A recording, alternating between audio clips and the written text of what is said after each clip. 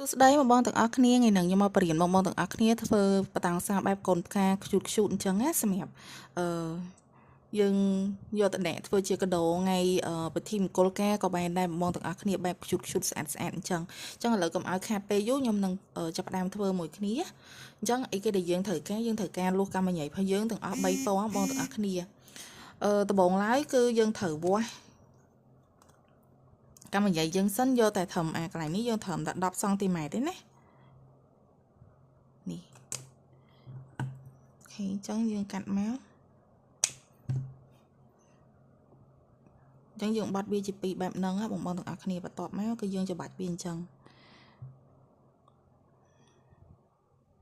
យើងមូរវាបែបអញ្ចឹងណាមូរវាមួយជុំឬក៏ពីរជុំតាមសេចចិត្តបងទាំងអស់គ្នាអញ្ចឹងយើងមូរវាបែបអញ្ចឹងហើយយើងច្បាច់វាឲ្យស្មើស្អាតអញ្ចឹងមកអូខេអញ្ចឹងអីគេដែលយើងត្រូវការគឺយើងត្រូវការទាំងអស់វា8អញ្ចឹងឥឡូវហើយមួយអីអញ្ចឹងឥឡូវមួយទៀតគឺខ្ញុំចាប់ផ្ដើមមកធ្វើបដូលផ្កាអញ្ចឹងយើងកាត់វាជាពីរអញ្ចឹងដូចគ្នាសម្រាប់បដូលហ្នឹងឆ្លាញ់ពោអីក៏បានដែរដាក់ពោអីក៏បានសេចចិត្តដែរអញ្ចឹងយើងគ្រាន់តែធ្វើមូរវាបែបហ្នឹងមក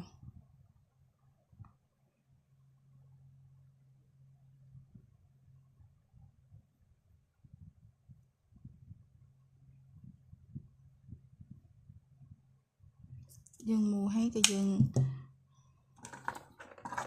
ហើយទៀនយកមកបិទវាបែបហ្នឹងណា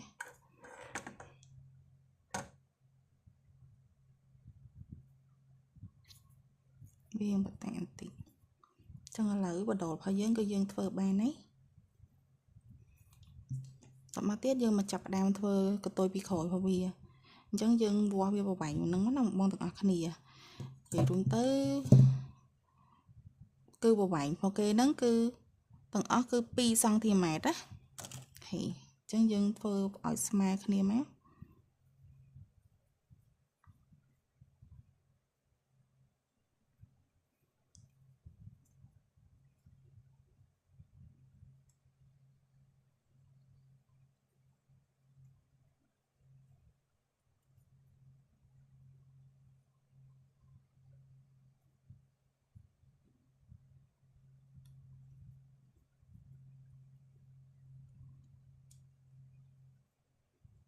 បែបហ្នឹងមកតមកទៀតចាំយើងយកកតុយហ្នឹង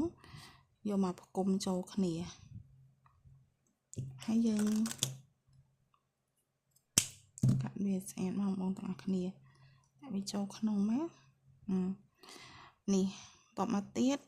គឺយើងទាញវាស្មើមកបងទាំងអស់គ្នាបើណាវារៀងវែងជាងអញ្ចឹងយើងអាចមួលវាអញ្ចឹងណាហ្នឹងហើយមួយនេះគឺកតុយពីក្រោយតមកយើងហែកវាឲ្យស្មើស្អាតអញ្ចឹងមក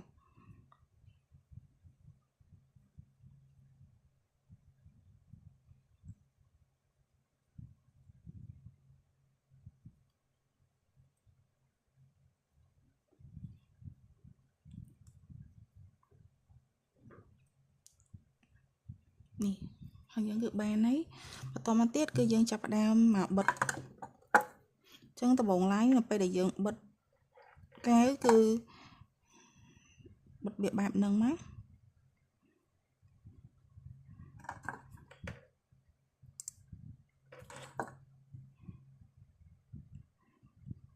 វាទល់មកគ្នាអញ្ចឹងសិនមក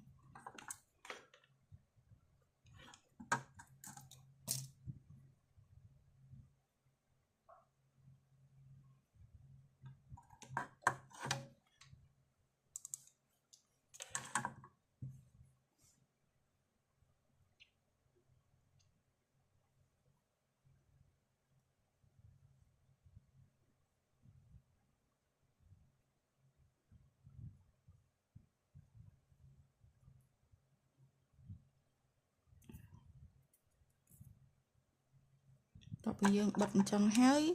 គឺយើងត្រូវបិទវាមួយជាន់ទៀត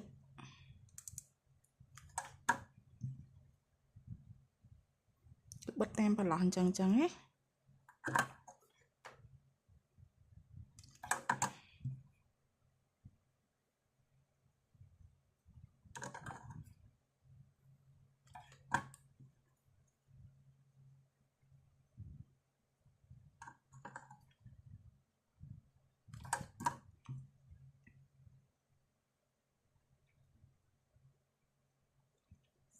មកទៀតគឺយើងមកបិទអានេះ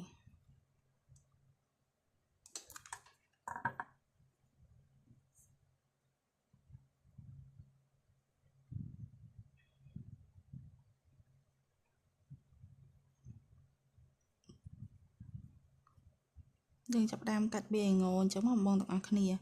កាច់វាទាំងពីរស្ទាប់ឲ្យងចូលមករៀងក្នុងកំប៉ុំបែបហ្នឹងមកហើយសេរីវាឲ្យស្អាតមកណាបងទាំងអស់គ្នាអញ្ចឹងតបមកទៀតគឺយើងចាប់ដើមមកកាច់ចុងវាហ្នឹងឲ្យរៀងងតិចតិចចា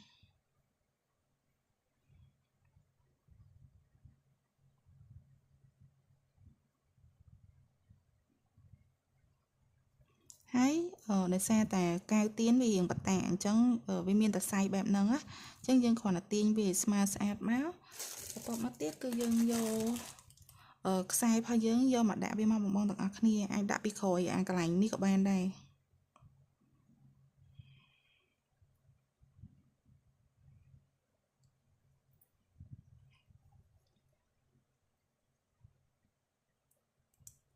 នេះអញ្ចឹងឥឡូវផ្កាឈូករ័ត្នរបស់យើងគឺបានហើយបងទាំងអស់គ្នាផ្កានេះគឺវីដេអូហ្នឹងមានតែប៉ុណ្្នឹងហើយបងទាំងអស់គ្នាអញ្ចឹងបាយបាយ